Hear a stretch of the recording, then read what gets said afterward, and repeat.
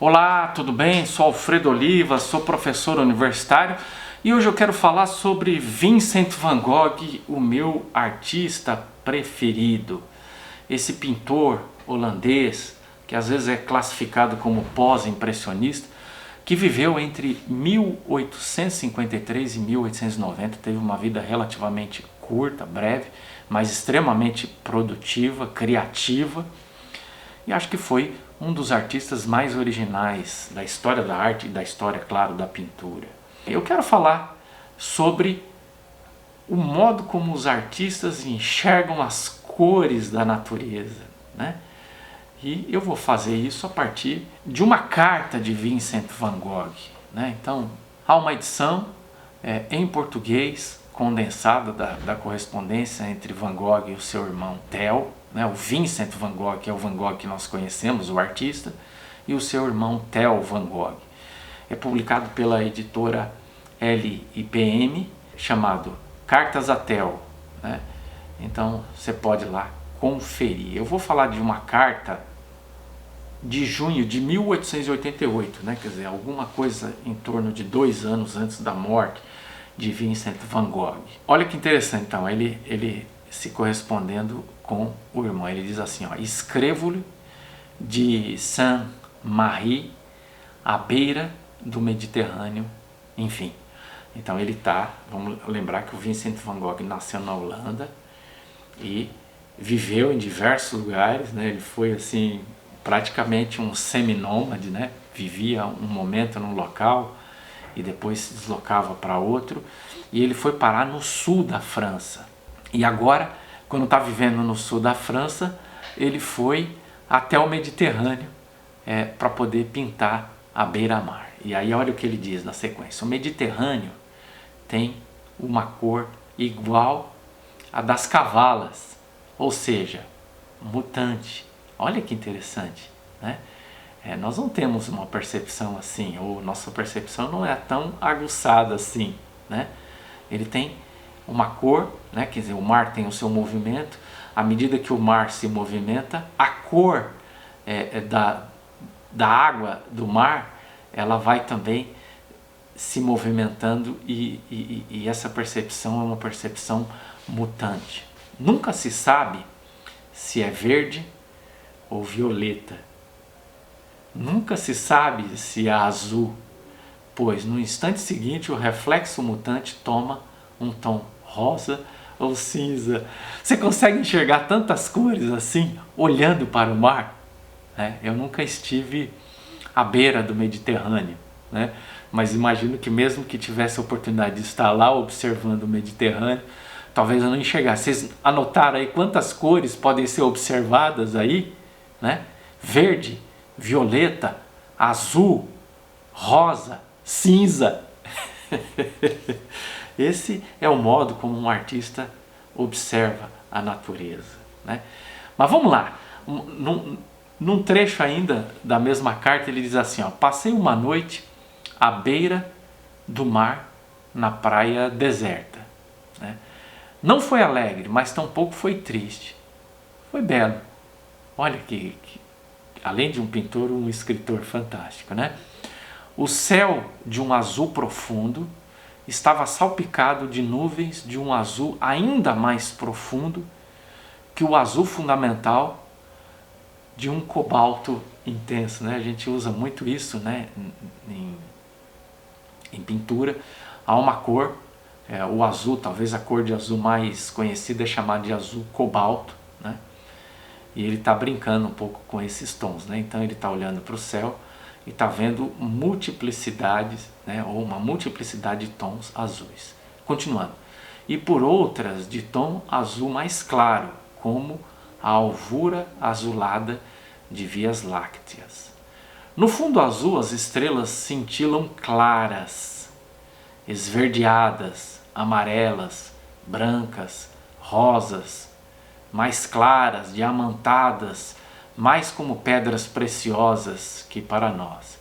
Mesmo em Paris, seria o caso de dizer opalas, esmeraldas, lápis, lazuli, rubis, safiras.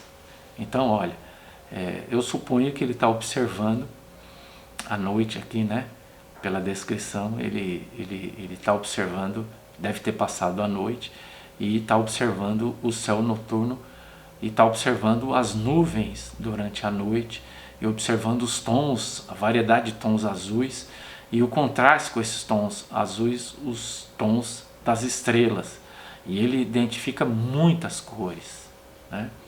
Então, isso vem, eu acho que de duas fontes. A primeira delas é a sensibilidade que a pessoa desenvolve, né? Em parte natural, em parte desenvolvida pelo uso constante das tintas, né? Então, a segunda vem, claro, da habilidade de pintar, né? Por exemplo, eu tive pouca experiência de pintar, fiz na verdade algumas aulas e pintei 2 quadros de paisagem, com orientação, né, de uma professora bastante presente. Quer dizer, o quadro seria muito mais em função da ingerência dela, eu sozinho seria incapaz de fazer. De qualquer forma, quando eu comecei a pintar essa paisagem, comecei a misturar as tintas e comecei a ver os nomes das tintas, isso me deixou muito mais sensível para a observação da natureza, né? Então, eu pintei, por exemplo, uma árvore e depois eu percebo como você tem que usar inúmeros tons, né? De verdes, de amarelos, de marrons, né? Para poder fazer uma árvore, as folhas da árvore, a sombra dessa árvore. Então, uma experiência tão superficial como a minha agrega tanto valor. Eu imagino que um pintor profissional, né? Então vamos lá, Vincent van Gogh passou os últimos 70 dias de vida numa cidade que fica um pouquinho ao norte de Paris, Auvers-sur-Oise, né? E ele pintou simplesmente 75 telas em 70 dias. Tá bom isso? Ou seja, dá um pouco mais de uma tela por dia, né? Então, uma pessoa que pintou tanto, né, e esses foram os últimos 70 anos, 70 dias de vida de Vincent van Gogh, ele estava no auge da sua produção quando morreu. Uma pessoa que pintou tanto, que pintava com tanta intensidade, tinha uma experiência incalculável de cor, de conhecimento de cor, de percepção da natureza, né? E a gente sabe que o Vincent van Gogh gostava de pintar ao ar livre, né? Então ele adorava ir para a natureza e para se inspirar na natureza, para receber um impacto da natureza, para poder colocar na tela a sua percepção dessa natureza, né? E recriar as cores da natureza a partir da percepção que ele tinha. E por fim, ele diz assim: o mar de um ultramarino profundo, a praia pareceu-me de tom violeta. E russo, né, que é uma forma provavelmente aqui de se referir ao tom grisalho, né, um russo pálido, com moitas sobre a duna, de 5 metros de altura a duna, moitas azul da Prússia, né? Então, isso também a gente usa bastante, né? Eu parei de pintar, né? Na verdade eu fiz aulas e comecei a aprender a pintar paisagens, mas na verdade eu continuei pintando outras coisas, né? Figuras geométricas. Então continuei desenvolvendo a minha experiência de lidar com tintas, com cores, né? Então existe o azul ultramarino, né? Que é um azul relativamente intenso, mas não tão intenso, e o azul da Prússia, que é um azul bastante intenso, né? É bem escuro, vamos dizer assim, né? E ele está enxergando isso que a gente vê nos rótulos dos tubos ou dos potes de tintas.